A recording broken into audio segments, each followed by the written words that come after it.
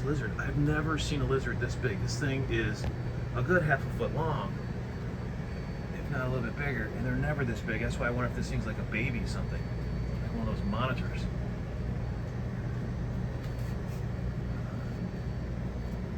There you go.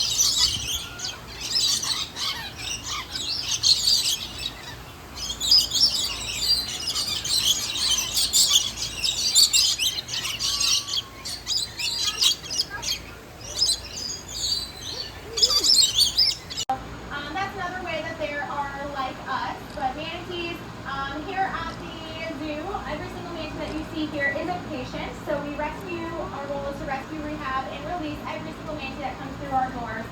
So we're really excited and just honored that we can participate in the survival of this species. They are an extremely important species, so we are just feeling so blessed that we're able to participate in that.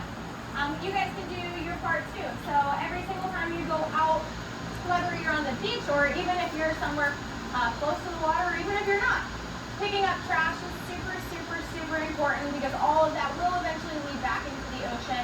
And we also encourage you guys to use reusable straws, reusable silverware, reusable water bottles. That all really helps our environment. We're able to help protect manatees as well as other animals out in the wild too. For some of the behaviors that he does as a male. So what this does is you can see there's a throat sac under his chin that he will inflate with air to do a long call, and then his cheek pads will amplify that call out loud and long for other orangutans to hear. So other females and males will be aware of where his territory is. He cut it in his mouth. So that long call is really important for social communication with orangutans. Whereas the females do this vocalization because